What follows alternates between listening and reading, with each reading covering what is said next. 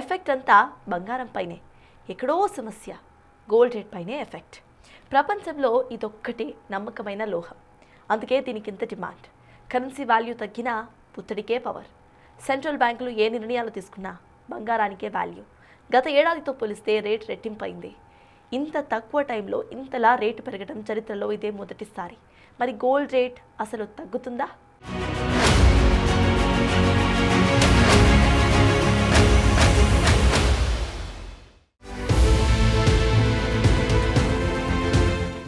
బంగారం, వెండి రెండు తగ్గేదేలే అంటున్నాయి.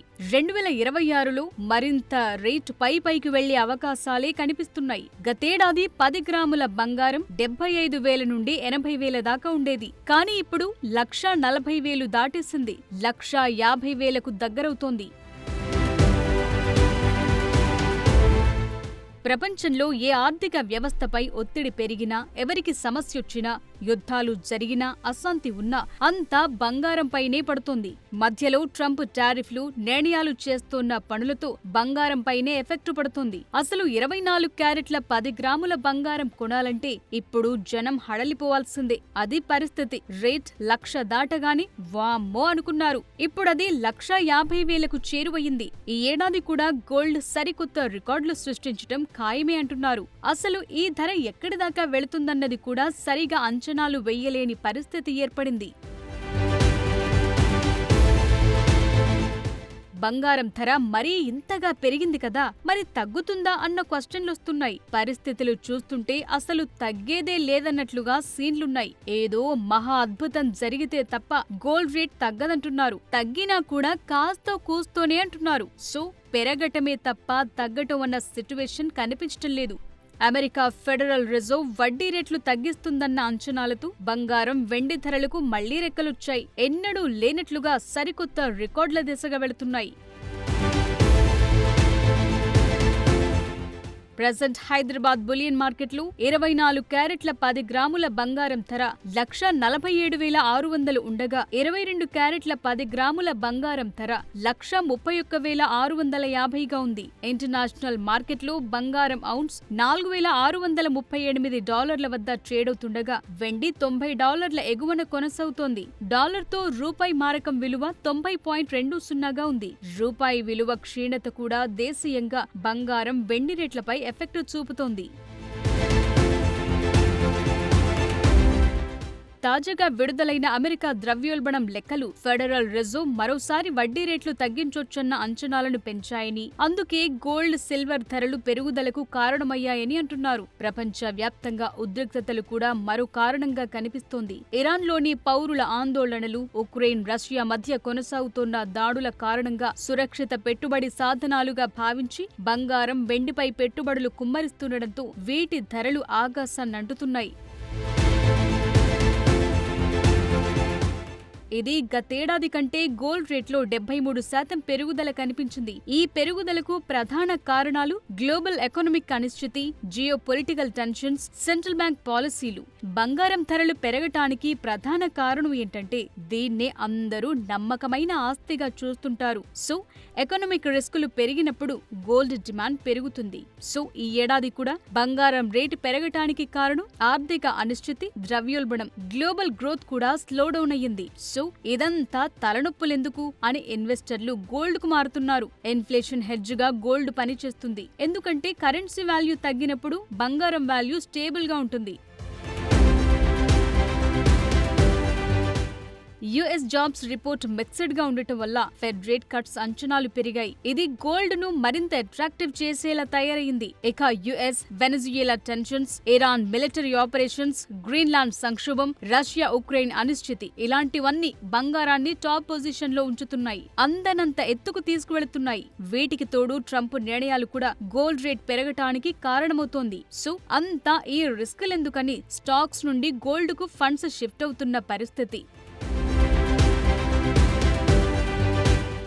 ఇక చైనా, ఇండియా, జపాన్ వంటి దేశాల్లో రిజర్వ్ బ్యాంకులు గోల్డ్ రిజర్వ్స్ ను భారీగా పెంచుతున్నాయి. మన ఆర్బీఐ కూడా ఎంతకైనా మంచిదని భారీగా బంగారం కొంటూ నిల్వ చేస్తోంది. విదేశాల్లో మనం దాచిన బంగారాన్ని కూడా వెనక్కు రప్పిస్తోంది. అటు చైనా 14 నెలలుగా కంటిన్యూగా గోల్డ్ కొంటోంది. డాలర్ వీక్ అవుతుండటం వల్ల డీ-డాలరైజేషన్ ట్రెండ్ పెరుగుతోంది. గోల్డ్ ఈటీఎఫ్ ఇన్ఫ్లోస్ కూడా స్ట్రాంగ్ అవుతున్నాయి. ఇక మన దేశంలో రూపాయి బలహీనత కారణంగా ఇంపోర్ట్ గోల్డ్ ధర పెరుగుతోంది. వీటికి తోడు ఇంపోర్ట్ డ్యూటీస్, ట్యాక్స్లతో స్థానికంగా రీటైల్ రేట్ మరింత ఎక్కువవుతోంది. ఇక బంగారంతో పోలిస్తే వెండి రేట్ మరీ హై స్పీడ్లో పెరిగిపోతుంది. వెండి ఎక్కడికి వెళ్తుంబోతుంది? ఆ తర్వాత కొందాంలే అని అనుకున్న వారికి ఇప్పుడు చుక్కలు చూపిస్తోంది. వెండి పల్లాలు, మంగళ హారతులు, ఇతర పూజా సామాగ్రి తీసుకువెళ్లే వాటిలో వెండివి తయారు చేసుకుంటూ ఉంటారు. వీటితో పాటే ఇది ఇండస్ట్రియల్ మెటల్ కావడంతో డిమాండ్ చాలా పెరుగుతోంది. అందుకే రేట్ విషయంలో కథ చాలా దూరం వెళ్ళిపోయింది ఇప్పటికే. అసలు ఈ 2 లోహాల రేంజ్ తగ్గుతాయా, మరింత పెరగబోతున్నాయా?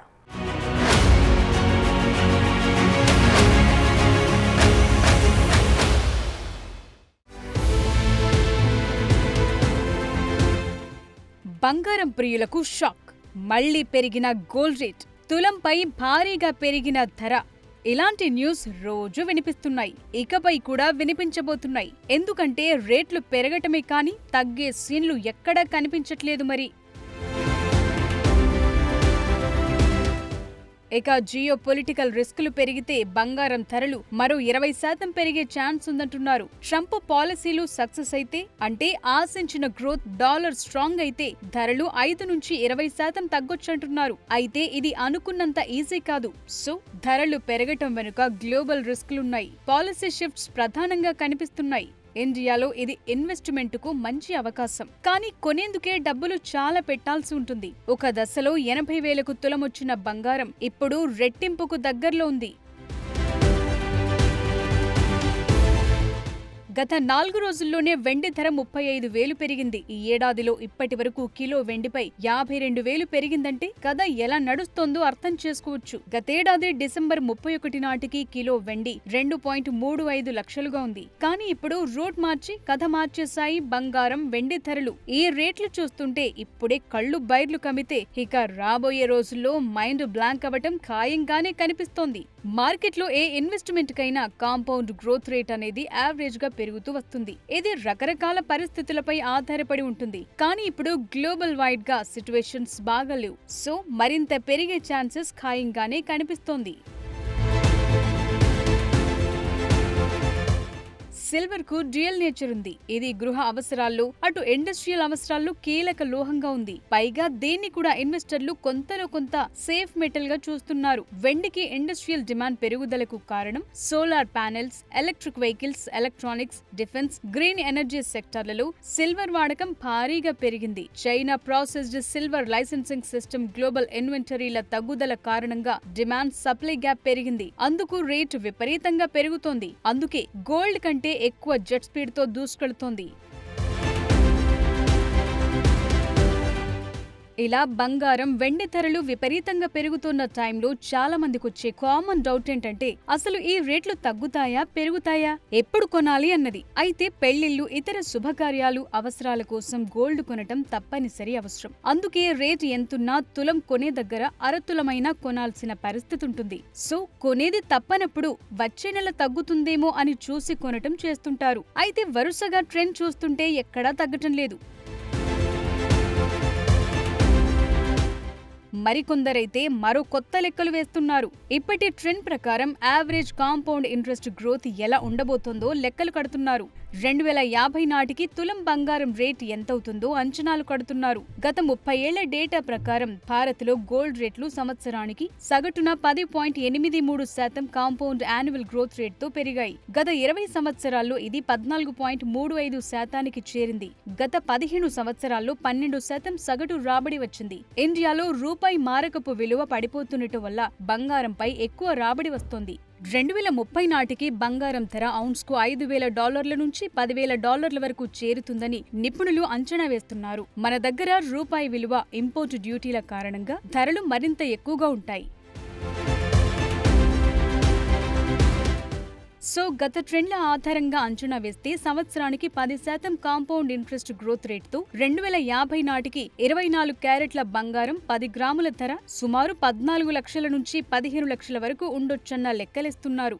సో అదే 12% CAGR అంచనా అయితే ఇది 21 లక్షల నుంచి 22 లక్షల దాకా ఉండొచ్చు. సో ఇవి కేవలం అంచనాలు మాత్రమే. అప్పటి ఆర్థిక పరిస్థితులు, సెంట్రల్ బ్యాంకులు తీసుకునే నిర్ణయాలు, భౌగోళిక వాతావరణ పరిస్థితులు ఇవన్నిటిపై ఆధారపడి వాస్తవ ధరలు మారొచ్చు, లేదంటే స్థిరంగా కొనసాగొచ్చు.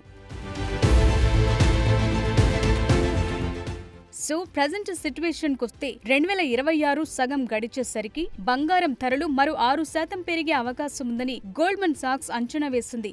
గత 20 ఏళ్లలో బంగారం ధరలు పడిపోయిన క్యాలెండర్ సంవత్సరాలు 4 మాత్రమే ఉన్నాయి. 2013లో బంగారం ధరలు 4.50% తగ్గాయి. 2014లో 7.9%, 2015లో 6.65%, 2021లో 4.21% తగ్గాయి. అంతే, ఆ తర్వాత ఎప్పుడూ తగ్గలేదు. ప్రపంచవ్యాప్తంగా స్టాక్ మార్కెట్లలో గందరగోళం ఏర్పడి టారిఫ్ల అనిశ్చితి గరిష్ట స్థాయికి చేరినప్పుడు బంగారంపై పెట్టుబడి పెరగటం అనివార్యమవుతుంది. అందుకే రేటు కూడా పెరుగుతుంది. ప్రస్తుత పరిస్థితుల్లో చాలా మంది ఇన్వెస్టర్లు బంగారాన్ని రిస్క్ ప్రొటెక్షన్ స్ట్రాటజీగా భావిస్తున్నారు. స్టాక్ మార్కెట్లో నష్టాలొస్తాయని భయపడిన వారు గోల్డ్ పై పెట్టుబడి పెట్టడానికి మొగ్గు చూపుతున్నారు. వీటికి తోడు రేట్లు పెరగటానికి ఒక కారణం ట్రంప్ అయితే మిగతావి మరోవైపున్నాయి. అంటే ట్రంప్ నిర్ణయాలు ఎలా రేట్ పెంచుతున్నాయో అర్థం చేసుకోవచ్చు. మరోవైపు ప్రపంచవ్యాప్తంగా వివిధ దేశాల జనం తమ ఆదాయంలో సగటున 2 నుంచి 3% బంగారం రూపంలో దాచుకుంటున్నారు. భారతదేశంలో ఈ వాటా 16% వరకు ఉంది. సో గోల్డ్ రేట్ ఇలా పెరుగుతుంటే ఈ వాటా పెరుగుతుంది. జనం గోల్డ్ ETFల వైపు మళ్లుతున్నారు.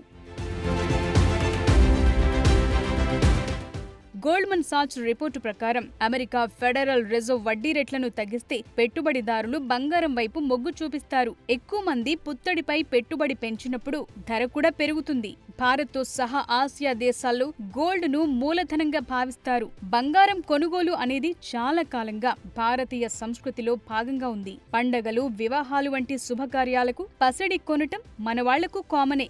చైనా తర్వాత ప్రపంచంలో అత్యధికంగా బంగారం వినియోగించే దేశం మనదే. అందుకే గోల్డ్ గురించి ఎక్కువ ఆసక్తి, టెన్షన్ కూడా మనకే ఉంటుంది. అందుకే ఎప్పుడు కొనాలి, కొనొద్దు అన్న లెక్కలేసుకుంటుంటారు. కానీ ఈ ట్రెండ్ ప్రకారం చూస్తే అలర్ట్ అవ్వాల్సిందే అంటున్నారు ఎక్స్పర్ట్స్.